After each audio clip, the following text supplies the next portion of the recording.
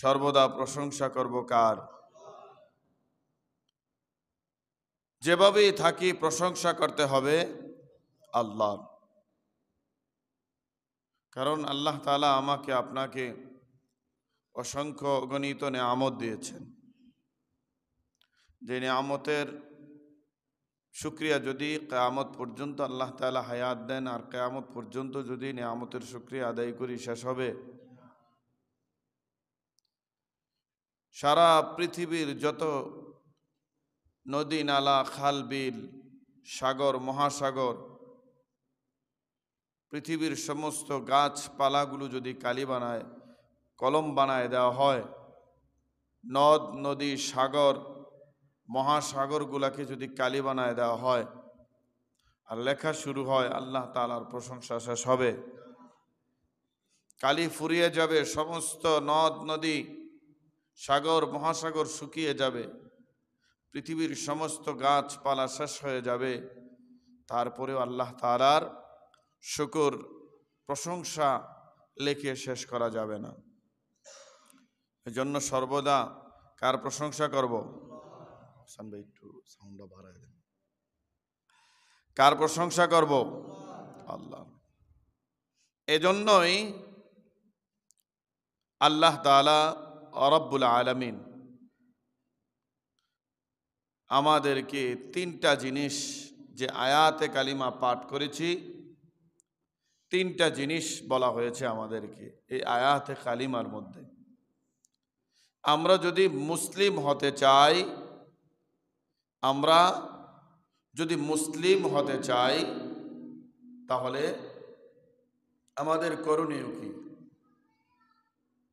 গতকালকে আমাদের যে প্রধান বক্তা, উনি একটা বার্তা আমাদেরকে দিয়েছে যে আমরা যদি কি হতে চাই, আজই মুসলমান হতে চাই। আর আমার আলোচ্য বিষয়ের মধ্যে আছে, আমরা যদি মুসলিম হতে চাই, মুসলমান হতে চাই, তিনটা জিনিস অবশ্যই আমাদের জরুরি।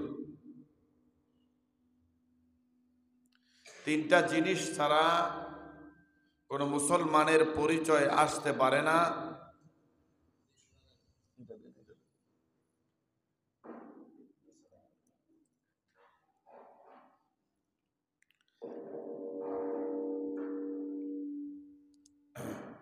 কোন মুসলমানের পরিচয় আসতে পারে না তিনটা জিনিস ছাড়া। এক নাম্বার হলো মুসলমানের প্রথম পরিচয়, প্রথম এবং প্রধান পরিচয়।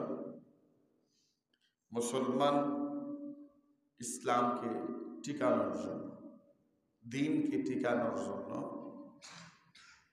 জিহাদ করে, যুদ্ধ করে, এটা হলো মুসলমানের প্রথম পরিচয়। মুসলমান দুনিয়ায় এসেছে, শুরু থেকেই মুসলমানের বিপক্ষে ইহুদি নাসারা খ্রিস্টানরা কাজ করেই গিয়েছেন। মুসলমান কখনো আগে আক্রমণ করে নাই। মুসলমান নির্যাতিত হয়েছে, আল্লাহ তাআলার অনুমতি ক্রমে মুসলমান আক্রমণ করেছে। আগে আক্রান্ত হয়েছে, পরে আক্রমণ করেছে। আচ্ছা বলেন তো দেখি, আমাদের দেশে যে হিন্দু সম্প্রদায় আছে, আজও পর্যন্ত কি তাদের উপরে মুসলমানরা নির্যাতন করেছে? মুসলমানরা তাদের উপর জুলুম করেছে? পৃথিবীর জমিনে এমন ইতিহাস কোন ইতিহাসবিদ দেখাতে পারবে? কোশ্চিনকালেও পারবে না। এখানে শব্দ এসেছে দ্বীন। দ্বীন আমাদের জন্য কঠোরতা করে নেয়। এই আয়াতের মধ্যে তিনটা কথা। একটার নাম, প্রথম নাম্বার হলো জিহাদ, দ্বিতীয় নাম্বার হলো দ্বীন, তৃতীয় নাম্বার হলো নামাজ, চতুর্থ নাম্বার হলো যাকাত। চারটা জিনিসের সমন্বয় মুসলিম। যে আল্লাহ তাআলা বলেন আমাদের দ্বীনের ব্যাপারে কোনো কঠোরতা নাই, দ্বীনকে কোনো কঠিন না, মানুষের উপরে চাপায় দেওয়া হয় না, মানুষের উপরে চাপায় দেওয়া হয় না জোর করে। যেমন আমাদের দেশে 90-95% মুসলমানের রাষ্ট্র, আমরা যদি হিন্দুদেরকে বলি যে আমাদের ঈদগাহে তোমাদের নামাজ পড়তে হইবে, না হলে এই দেশে থাকা যাইব না, গজারিয়ার মধ্যে আপনার কত পার্সেন্ট মুসলমান হবে? 10%, আর 90% বা 95% হলো মুসলমান। এখন আমরা যদি জোর করে বলি যে আমাদের ঈদগাহে তোমাদের আসতে হবে, আর যদি ঈদগাহে তোমাদেরকে না দেখি আগামীকালকে তোমাদের বাড়ি জ্বালায় দেব, পোড়ায় দেব, আগামীকালকে তোমাদের জুলুম করা হবে, পিটানো হবে, মারা হবে, পারতাম কিনা?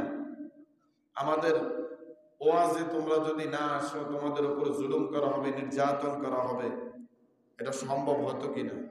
সম্ভব হতো। কিন্তু মুসলমানের দিনটা এমন একটা দিন যে মুসলমান কোনো মানুষকে আক্রমণ করে না, নির্যাতন করে না।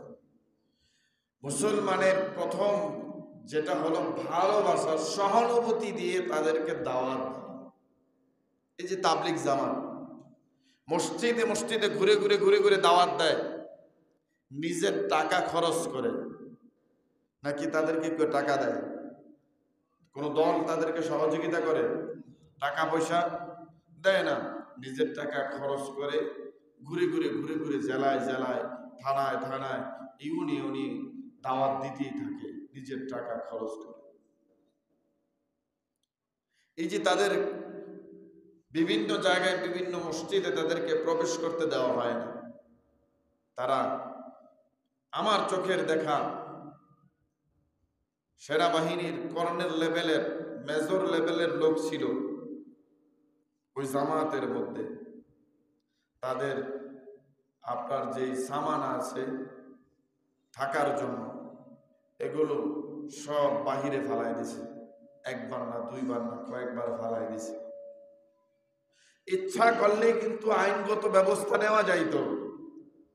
মসজিদ কারো বাবার সম্পদ নয়, মসজিদ কারো নিজের সম্পদ নয়।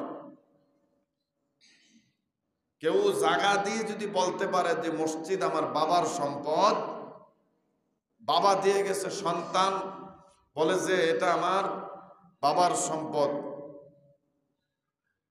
এই কথা লোক বলতে পারে, সে কখনো মুসলমান হতে পারে না। মসজিদের ব্যাপারে মুসলমান হতে পারে না। তার মুসলমানই আছে কিনা সেটাই খতায় দেখা উচিত। মসজিদের জায়গা আমি দিয়েছি, এটা হলো সৌভাগ্য, দিতে পেরেছি। কত মানুষ আছে দিতে পারে না। আমার তো আল্লাহ তাআলা লেখা রাখছে বিধে আমি দিতে পারছি। জন্য মসজিদ কারো বাবার সম্পদ না। আমি ঢুকতে পারি, আমি থাকতে পারবো, রহমতের স্থানে বসতে পারবো, আপনি বাধা দেওয়ার কি? কিছু বলে নেই, নরম সুরে বুঝাইছে, ভাই আমরা ক্ষতি করতে আসি নাই, ক্ষতি করতে আসি নাই, 3টা দিন থাইকা আপনাদের এখান থেকে চলে যাব। ইচ্ছা করলে ক্ষমতার বল দেখাইতে পারতো কি পারতো না? আমার নবী মুহাম্মদুর রাসূলুল্লাহ সাল্লাল্লাহু আলাইহি ওয়াসাল্লাম ইচ্ছা করলে ক্ষমতার বড়াই দিয়ে ইহুদি নাসারাদেরকে পৃষ্ঠতার সাথে দুনিয়া থেকে বিদায় করে দিতে পারতেন। আল্লাহর রাসূল ইচ্ছা করলে ইহুদি নাসারাদেরকে জোর করে কালেমা পড়াইতে পারতেন। কারণ মুসলমানের অজানা নয়, মুসলমানের অজানা নয়, উহুদের যুদ্ধে, বিশেষ করে বদরের যুদ্ধে যে ইহুদিরা যুদ্ধ করতে গিয়েছিল, সেই ইহুদিরাই জানে, তারাই জানে যে রাসূলুল্লাহ সাল্লাল্লাহু আলাইহি ওয়াসাল্লামের কি পাওয়ার, তার বন্ধু আল্লাহ সুবহানাহু ওয়া তাআলার কি পাওয়ার। সে জিনিসটা যারা বদরে গিয়েছিল তারাই উপলব্ধি করতে পেরেছে।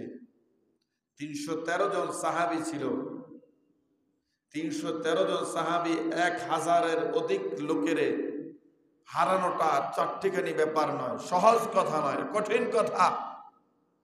ইহুদিরা বলেছে আমাদের এক একজনকে মনে হয় 5-7 জন করে ধরেছে, পারার কোনো ক্ষমতা নেই।